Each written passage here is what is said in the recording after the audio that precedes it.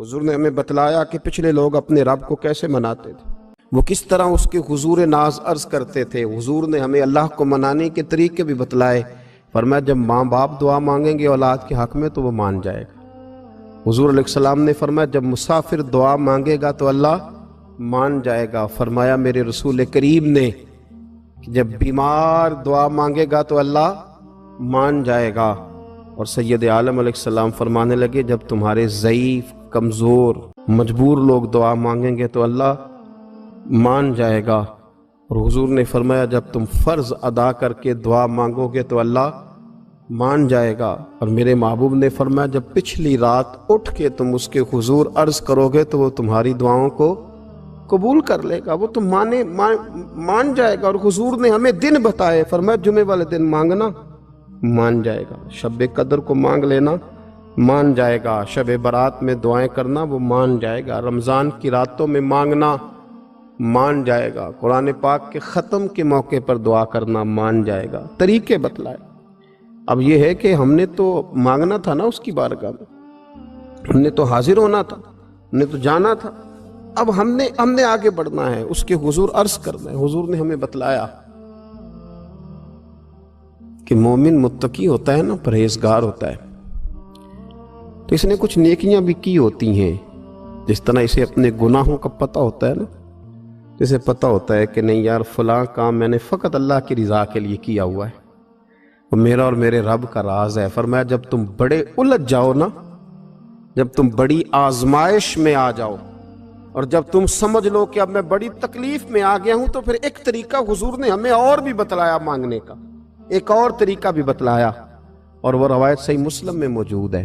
راوی حضرت عبداللہ ابن عمر رضی اللہ تعالیٰ عنہ، حضور فرماتے ہیں 3 لوگ سفر کر رہے تھے۔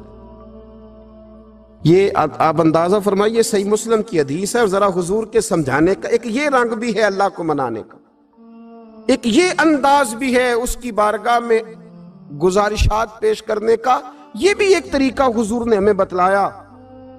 اگرچہ اپنی نیکیوں کو چھپانا چاہیے، نیکیاں جو چھپی ہوئی ہوتی ہیں وہ قیمتی ہوتی ہیں، وہ قیمتی چیزیں ہوتی ہیں جو لوگوں نے چھپا کر کے رکھی ہوتی ہیں۔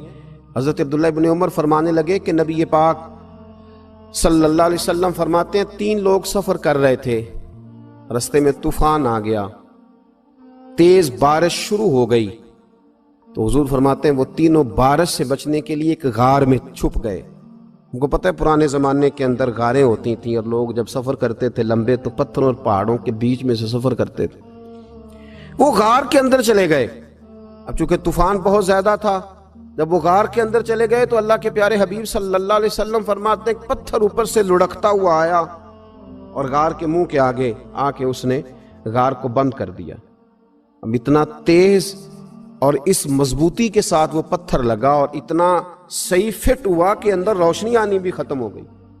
اب 3 لوگ ہیں، تھوڑی دیر تو وہ پریشان رہے کہ شاید اب کبھی بچ نہیں سکیں گے، شاید چاروں جانب اندھیرا ہی ہے اور اندھیرا ہی رہے گا، شاید یہاں سے نکلنے کے لیے اب ہمیں کوئی رستہ میسر نہیں آئے گا۔ وہ پہلے تو پریشان ہوئے، پھر کہنے لگے یار اس طرح کرو، ذرا غور کیجئے گا میری بات پہ۔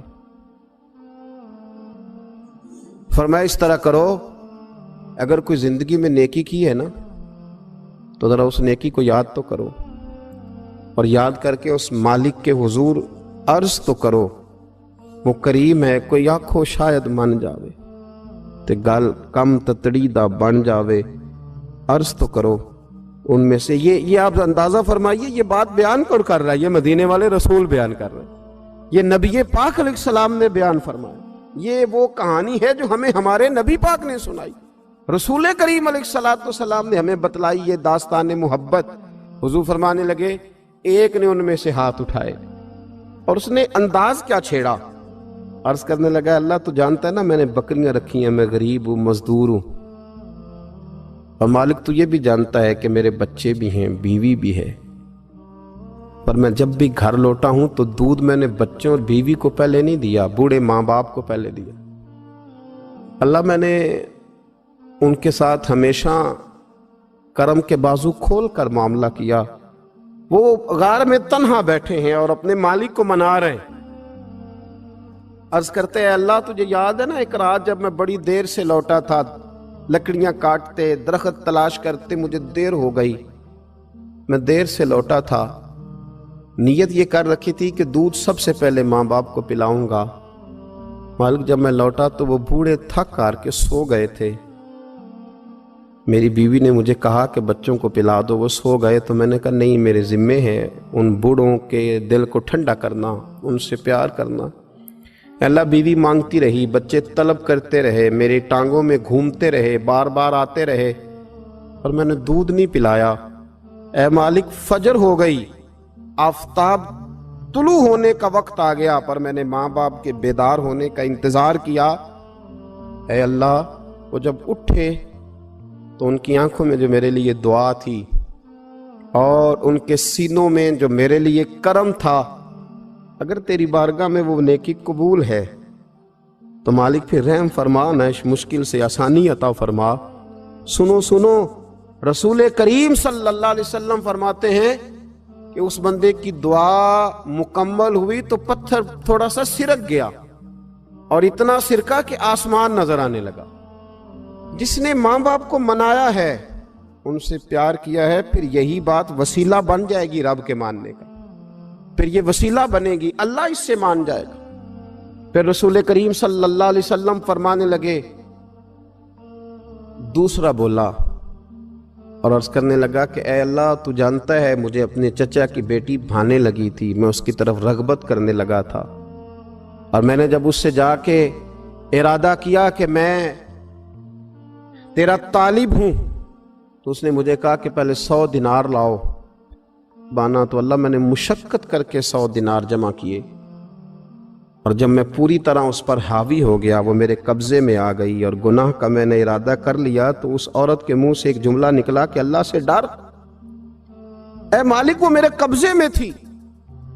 ऐ अल्लाह, मैं गुनाह पर कादिर था, मैं चाहता तो गुनाह कर लेता, लेकिन जब उसने तेरा नाम लेके कहा ना कि अल्लाह से डर, अल्लाह मैं डर गया, मैं उसे छोड़ के आ गया। अगर तुझे ये बात पसंद है तो फिर निकाल देना इस मुश्किल से, फिर कर देना करम। अल्लाह, मेरी भी तो चढ़ती जवानी थी ना, मैं भी तो सब कुछ कर सकता था, पर तेरे लिए, तेरी खातर मैं लज्जत गुनाह से बाज रहा, तो अल्लाह तू रहमत फरमा दे। हुजूर फरमाते हैं उसकी दुआ मुकम्मल हुई थी कि पत्थर थोड़ा और सिरक गया। फिर तीसरा बोला और उसने बोल के कहा, अल्लाह, एक मजदूर को, एक दिहाड़ीदार को, एक गरीब को मैंने काम पे रखा हुआ था, ये तेरा और मेरा राज है अल्लाह। वो मजदूर, वो दिहाड़ीदार मेरे पास काम पे लगा था, कुछ चावल मैंने उसकी उजरत मुकर्रर कर दी कि तू काम मुकम्मल करेगा तो मैं तुझे दूंगा। और जब उजरत लेने का वक्त आया तो वो बिगड़ कर नाराज होकर चला गया। मैं उसे ढूंढता रहा, वो मुझे मिला नहीं। मैंने उसके चावलों की कीमत कारोबार में इन्वेस्ट कर दी, उसका थोड़ा सा सरमाया, पर मैंने खाया नहीं। फिर वो उससे मैं कारोबार करता रहा, और इतना कारोबार किया कि बहुत सारी गायें और उनके चरवाहे तैयार हो गए। वो सालों के बाद लौटा, मैंने उस गरीब का माल खाया नहीं, बल्कि बढ़ाया, महफूज करके रखा। वो सालों के बाद लौटा और कहने लगा मेरा माल, तो मैंने कहा वो सारी गायें तेरी है, वो चरवाहा तेरा है, ये सारा कुछ तेरा है। तो कहने लगा तू मुझसे मजाक करता है, मैं गरीब कहाँ और गाँव इतनी इतनी बड़ी गायें कहाँ, तू मजाक करता है। तो मैंने कहा मजाक नहीं, मैंने अपने रब से डर के तेरे माल की हिफाजत की, ये तेरा है। ए अल्लाह, मैं खा भी तो सकता था ना, पर तुझसे डर कर मैंने वो सारा महफूज रखा। अल्लाह, अगर तुझे मेरी ये अदा पसंद है तो फिर आज मान जाना, आज राजी हो जा। अल्लाह के रसूल फरमाते हैं उसकी दुआ मुकम्मल हुई थी कि पत्थर लुढ़का और उनके लिए रास्ता बन गया। वो बाहर आ गए तो हुजूर ने हमें बतलाया कि वो तुम्हारी नेकियां जो छुपी हुई हैं, वो तुम्हारी नेकियां जो तुमने खालिस अल्लाह की रिजा के लिए की हैं, उन नेकियों, उन आमाल का वसीला भी तुम्हारे रब के मानने का जरिया बन जाएगा। उसको मनाया जाए, उसके हुजूर हाजिरी दी जाए, उससे बख्शिश का सवाल किया जाए, उसकी बारगाह में ये गुजारिश की जाए कि अल्लाह गरीबों, मजबूरों, कमज़ोरों और उन लोगों के सदके जो अल्लाह रास्ता देख रहे हैं कि रास्ता कब खुलेगा, जो तेरी बारगाह करम के सवाली हैं, उनके सदके तू रहम फरमा, तू करम फरमा। तो मेरे अजीज़, ایک اور بات جو اللہ کو منانے کے لیے ہمیں ہمارے پیارے رسول صلی اللہ تعالی علیہ وسلم نے بتلائی کہ جب انسان بہت زیادہ عاجزی کرتا ہے نا، بہت زیادہ عاجزی، تو پھر بھی اللہ مان جاتا ہے۔ جب وہ اس کے حضور بہت عجز کا اظہار کرتا ہے، بہت زیادہ عجز کا اظہار کرتا ہے، وہ ڈر جاتا ہے اس سے۔ وَلِمَنْ خَافَ مَقَامَ رَبِّهِ جَنَّتَانِ، فرمایا جو میرے سامنے کھڑے ہونے سے ڈرے گا میں اسے 2 جنتیں عطا کروں۔ حضرت بابا فرید الدین مسعود گنج شکر بابا صاحب رحمت اللہ علیہ فرماتے ہیں کہ ایک نیک نوجوان تھا، دن کو روزہ رکھتا، رات کو نماز پڑھتا، پر اللہ سے ڈرتا پھر بھی بہت ہی زیادہ تھا، بڑا ہی ڈرتا تھا۔ موت کا وقت آیا تو ماں ہی تھی بس اس کی، تو ماں سے کہنے لگا اماں تو میری ماں ہے، میرے ساتھ 3 وعدے تو کر۔ اس نے کہا پتر تو بتا، آخری ہج کی لے رہا ہے اور اس غریبنی ماں سے تو وعدہ لے رہا ہے، بتا کیا وعدہ ہے؟ تو عرض کرنے لگا اماں جب میں مر جاؤں نا تو میرے گلے میں رسی ڈال کے تو مجھے گھمانا گھر کے صحن میں، اور لوگوں کو کہنا جو رب کی نافرمانی کرے اس کا یہی حال ہوتا ہے۔ یہ اعلان کرنا جو اللہ کے نافرمان ہوں ان کا یہی اشر کیا جانا چاہیے۔ اور اماں پھر دوسرا وعدہ کر، میرا رات کو جنازہ اٹھایا جائے، میں نہیں چاہتا کہ کسی کے منہ سے یہ لفظ نکل جائیں کہ وہ دیکھو اللہ کا نافرمان جا رہا ہے، رات کو میرا جنازہ اٹھانا۔ اور اماں تیسرا میرے ساتھ وعدہ کر کہ لوگ مجھے دفن کر کے آ جائیں گے تو میری قبر پہ چلی جائے گی، عمل میرے پاس کوئی نہیں، پر مجھے لگتا ہے ماں کے قدموں کی برکت سے عرش کا مالک بھی رحم فرمائے گا۔ اماں تو وعدہ کر کہ میرے ساتھ وعدہ کر۔ بابا صاحب رحمت اللہ علیہ فرمانے لگے کہ ماں بوڑھی ماں نے وعدہ کر لیا، کہا بیٹے ٹھیک ہے، اگر تیری یہی ضد ہے تو میں تیار ہوں۔